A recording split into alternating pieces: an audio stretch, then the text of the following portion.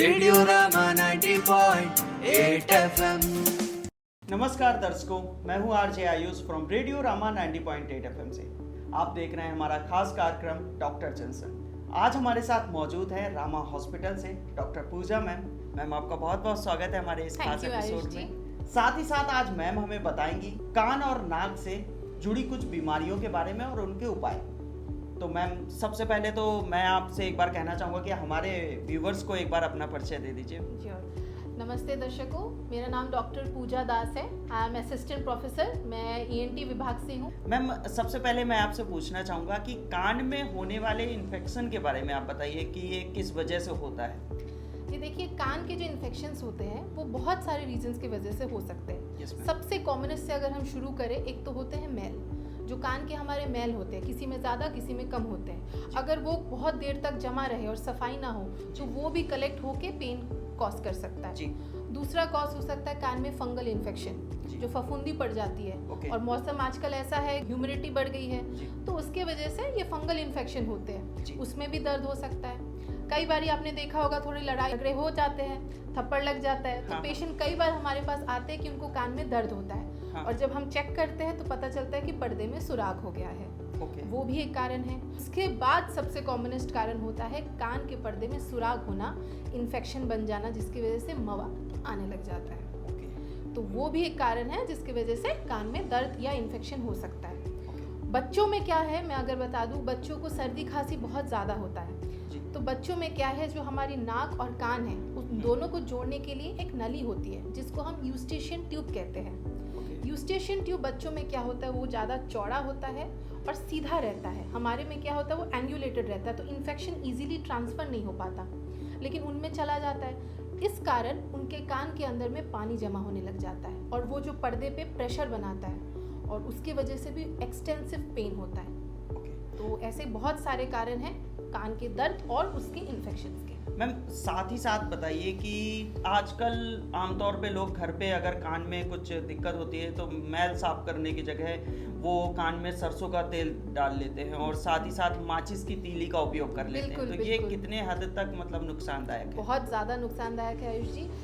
आज की ही बात है, ओपीडी में आए हैं कुछ लोग जो सरसों का तेल, वो भी गर्म करके, वो सोचते हैं कि कान भारी रहता वो डालेंगे आराम है, बट उनको नहीं पता है कि ये कितना नुकसानदायक है। क्योंकि कान का पर्दा एक बहुत ही नाजुक चीज़ होती है। उसमें आप तेल डाल रहे हो ऊपर से गर्म, और गर्मी है, तेल है, मॉइस्चर है, तो फंगस तो बनेगा ही।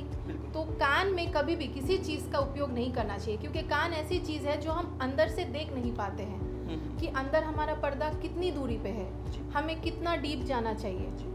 तो उससे ये हो जाता है कि अगर मान लीजिए कान में मैल भी होता है तो उसको आप निकालने के चक्कर में उसको आप और अंदर पुश कर रहे हैं, तो वो पर्दे से टच हो रहा है, तो वो तो आपको दर्द करेगा ही।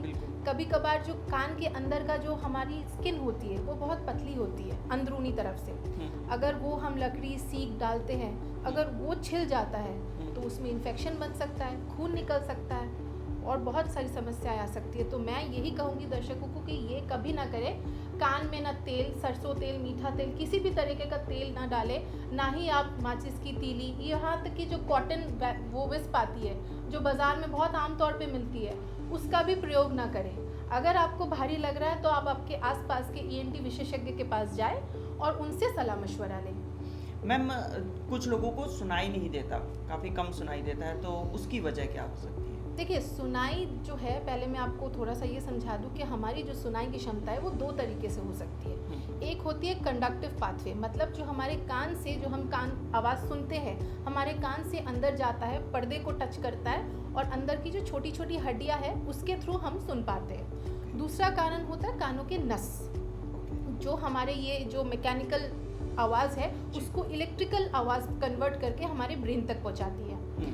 जो पहला कारण है कंडक्टिव का, अगर कान के रास्ते में कोई भी रुकावट हो, जैसे कि मान लीजिए कान में मवाद हो या मैल जमी हो या पर्दे में सुराग हो या जो छोटी अंदर हड्डियां है, क्रॉनिक इन्फेक्शन की वजह से वो गल जाए, तो इनके कारण कंडक्टिव हियरिंग लॉस हो सकता है। अक्सर यंग पेशेंट्स और मिडिल एजेड पेशेंट्स में देखा गया है। बट जो एल्डरली पेशेंट्स है, आप देखोगे बुजुर्ग जो होते हैं वो कहते हैं कि कान भारी लगता है, कान में सुनाई नहीं देता और एक आवाज़ आती है साय साय की, जिससे उनको बहुत परेशानी होती है। उसके लक्षण मतलब उनको नसों की कमजोरी हो गई है। ओके।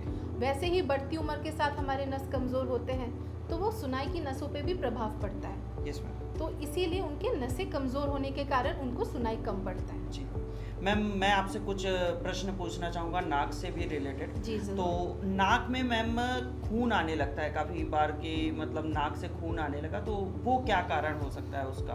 देखिए, जैसे कि कान और नाक ये दोनों हमारे ऐसे ऑर्गन हैं जो बहुत डेलिकेट है और ऐसी चीज़ है जो हम अपनी आंखों से देख नहीं सकते। जी ठीक है, तो कई बार बच्चे क्या करते हैं, आपने देखा होगा, नाक में उंगली करते रहते जी हैं। जी। नाक का जो सबसे सामने का पोर्शन है वहाँ पे बहुत सारे ब्लड वेसल्स की एक कैपिलरी एक नेटवर्क बनता है। अगर हल्का सा वहाँ पे चमड़ा छिल जाए तो इतना भयंकर ब्लीड होता है वो कि आप उस ब्लीडिंग को रोक नहीं पाओगे, और वो तभी कंट्रोल होता है जब हम नाक में पट्टी डालते हैं, जो कि बहुत दर्दनाक होता है।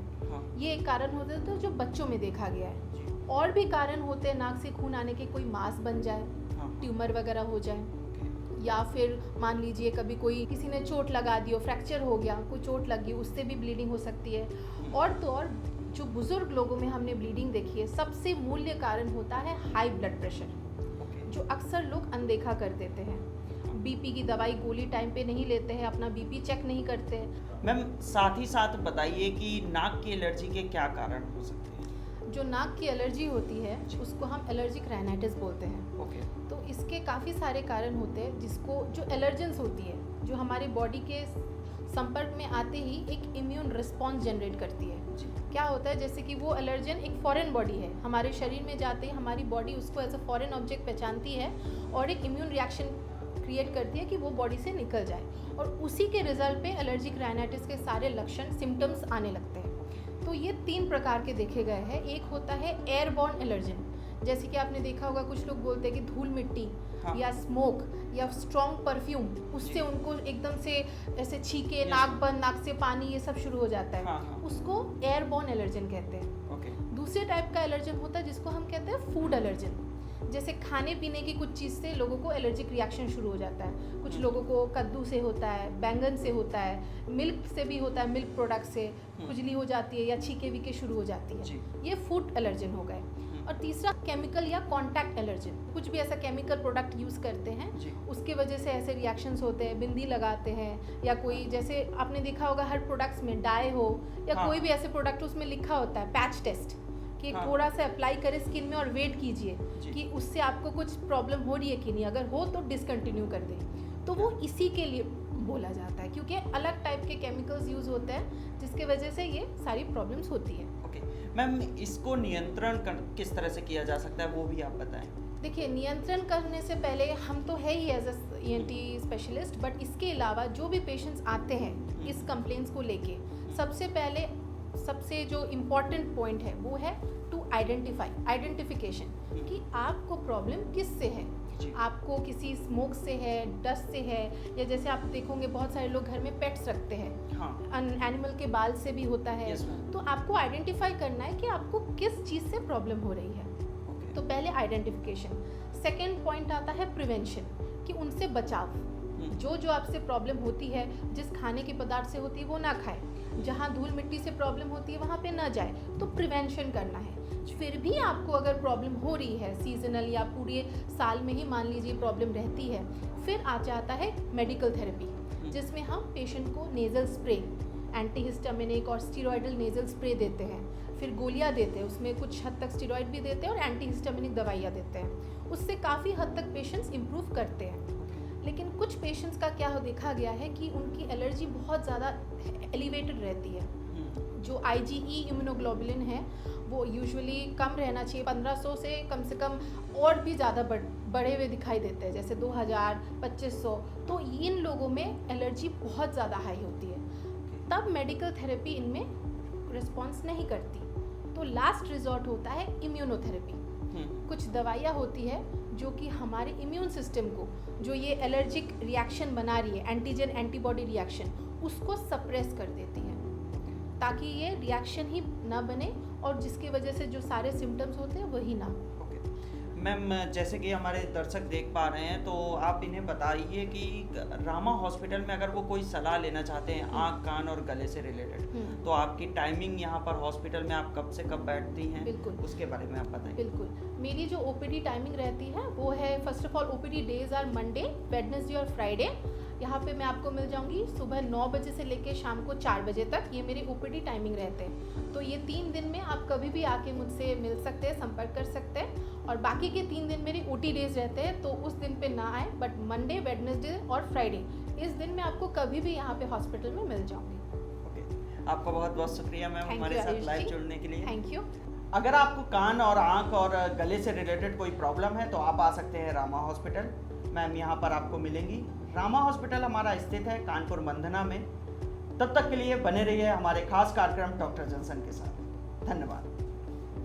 Radio Rama 90.8 FM।